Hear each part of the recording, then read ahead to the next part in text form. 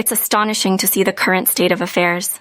We're all aware that things have taken a turn for the worse, and the real concern now is whether the situation will deteriorate further. The silver lining is that even if it does worsen, there is still time to prepare. One major issue at hand is the excessive money supply, particularly M2. It seems there's an abundance of money circulating within the system. The looming question is, what will be the outcome if measures are taken, such as raising interest rates, which could potentially lead us into a recession? Such a move might have dire consequences for many small businesses. Moreover, if prices start surging, it raises concerns about the bond market, and I'm particularly worried about the stability of the repo market, which operates on the shortest of terms. I'm closely monitoring all these developments, but the pressing question remains, what can an individual do? It's worth noting that the Federal Reserve, established in 1913, is the third central bank that America has seen. Interestingly, many past presidents, including President Washington, cautioned against the idea of having a central bank. It's important to understand that the Federal Reserve, often referred to as the Fed, isn't truly federal, lacks reserves, and isn't a conventional bank. Instead, it functions as a consortium or cartel of banks. The historical context of central banking in the United States is quite complex. Since 1776, significant changes have shaped the financial landscape in the United States. Notably, in 1913, alongside the creation of the Federal Reserve, the 16th Amendment was passed, introducing taxation to the nation. Up until that point, America had operated as a tax-free nation. This historical context raises an intriguing perspective. For money to exist in the form of the dollar or pound, taxes had to exist as well. It suggests that taxation played a crucial role in the monetary system, making it a pivotal turning point. The year 1913 holds great importance, but there's more to the story.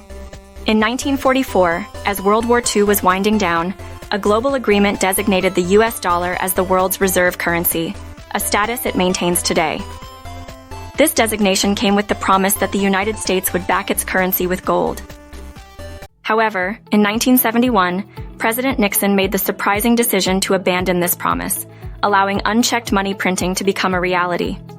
Fast forward to today, and the consequences of these historical events are apparent. A recent issue of The Economist from London reveals a staggering statistic. Governments worldwide have spent a total of $17 trillion on the pandemic, which includes loans and guarantees, amounting to a whopping 16% of the global GDP. This level of money creation raises significant concerns. In light of these developments, it's understandable if you're considering investing in assets like gold and silver as a hedge against the potential repercussions of such extensive money printing. The current situation raises many uncertainties, and it's unclear whether more money printing is necessary to avoid a financial crash. This uncertainty is one reason for my bullish stance on gold this year. It's essential to keep an eye on who's in control of spending, and in this case, it's the government. However, I've always had reservations about their competence and their approach to managing finances. They seem to lack the savvy of capitalist principles and instead lean toward socialist policies. Looking ahead, there's a potential crisis looming for banks in the coming years due to the massive debt accumulation. The central banks, such as the Fed and the Bank of England, seem to rely on the strategy of printing more money to address economic challenges. As long as people have faith in these fiat currencies, they continue to circulate. However, the moment confidence wavers and people start questioning the value of the currency, we could face serious problems. A stark example of this was the hyperinflation in Zimbabwe, where money became nearly worthless. Another factor contributing to the challenges we face is the influence of academic and political ideologies. It's concerning how detached from economic reality some of these academics and policymakers appear to be. While they make projections and policies, they often don't seem connected to the practical consequences of their decisions. When you scrutinize the numbers, it becomes evident that we might already be in a depression. For instance, if the economy has historically grown at a rate of 3%, but is currently growing at only 2%, that technically qualifies as a depression, even if the stock market is performing well. It's a worrisome trend that's unfolding. Moreover, recent events like the inversion of the euro-dollar curve have historically preceded financial crises, such as Lehman Brothers' collapse. There's also growing concern about the shift in political sentiment in the United States, with some fearing a move towards Marxism, especially evident in cities like Portland, Seattle, New York, and Chicago, where efforts to defund the police have taken place. These developments raise questions about the direction in which our society is headed. The notion of continuous money printing and its consequences raises significant concerns. As a precautionary measure, I've begun storing gold in both Switzerland and Singapore, ensuring that I have a safeguard in case I need to relocate. Gold and silver serve as a financial refuge during turbulent times. One of the challenges we face is that many people don't fully understand the distinction between Marxism and capitalism. Economics as taught in military schools often differs from the economics taught in business schools. In the 1960s, during my time in military school, my economics teacher posed a provocative question. Which ideology, socialism or capitalism, has been responsible for more deaths? The answer, as he presented it, was that socialist regimes have caused more casualties. For instance, the National Socialist Party, commonly known as the Nazi Party, was responsible for the deaths of 18 million people, including 6 million Jews. Similarly, the Soviet Union under Stalin's rule accounted for 26 million deaths, and Mao Zedong's China saw a staggering 46 million lives lost. In Southeast Asia, figures like Pol Pot in Laos and Cambodia led to 15 million deaths. In the context of American history, military actions have often been framed as efforts to combat these socialist or communist ideologies. For example, during the Korean War, my uncles fought to oppose the spread of socialism. This viewpoint can be traced back to the Communist Manifesto, where Karl Marx outlined a strategy to transition societies from agrarian to totalitarian systems. In order to achieve this transition, Marxists believed it was necessary to establish capitalist systems to transition from agrarian to industrial societies. Once the capitalists were in place and had set up industries, the next phase of the Marxist agenda would unfold. The situation in China has undergone significant transformations over the years. When Mao Zedong came to power, China was primarily an agrarian society. Under his leadership, Mao initiated reforms that promoted capitalist ideas, with slogans like, "To be rich is glorious." This marked a shift towards capitalism in China. However, in more recent times, under leaders like Xi Jinping, there appears to be a return to more authoritarian and totalitarian policies. This is evident in their treatment of Hong Kong, where capitalist ideals were flourishing, and there are concerns about Taiwan facing similar challenges. As a former U.S. Marine, I've fought for capitalism, and it's disheartening to see the shift towards socialism and Marxism in the United States. Many people like me have moved their finances out of the country as they worry about the direction the U.S. is heading. This trend is similar to the exodus happening in cities like New York, Chicago, Portland, Seattle, and San Francisco. The shift towards Marxism and socialism in the U.S. can be traced back to influences in the education system. Marxist and socialist ideologies have been making inroads through educational institutions, with some believing that freedom of speech is gradually eroding.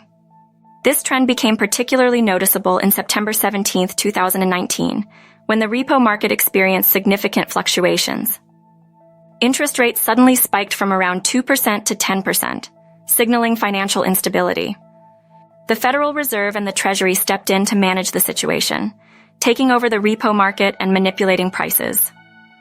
This was followed by the unforeseen arrival of the COVID-19 pandemic in December 2019, which drew scrutiny.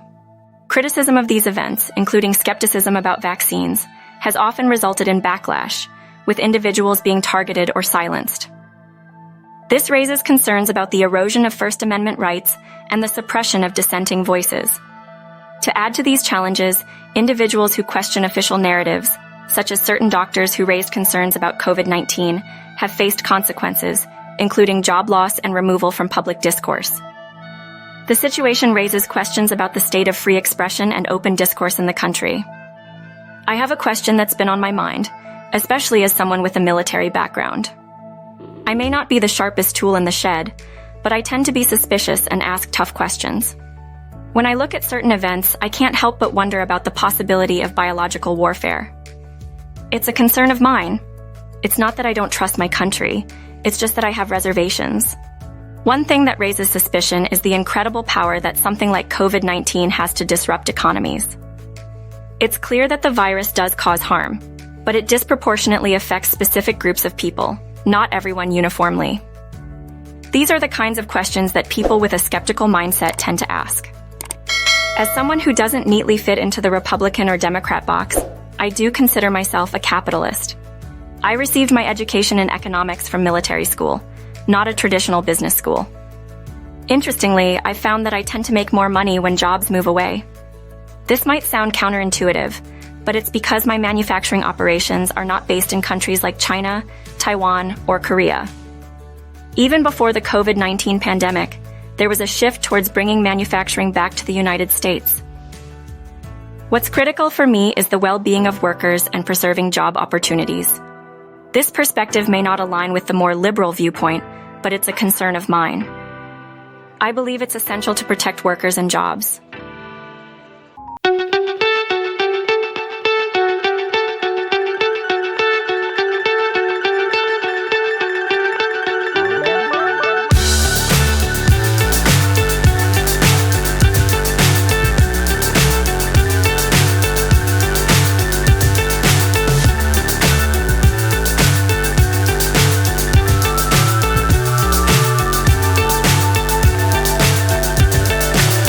So high I'm hypnotized.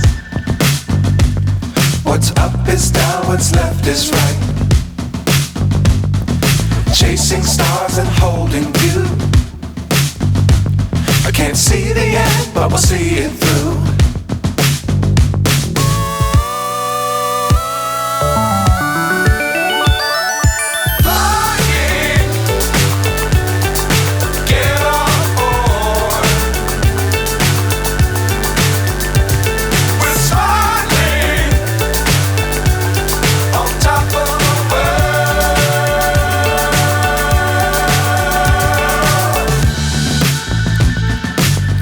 Times don't fly too high.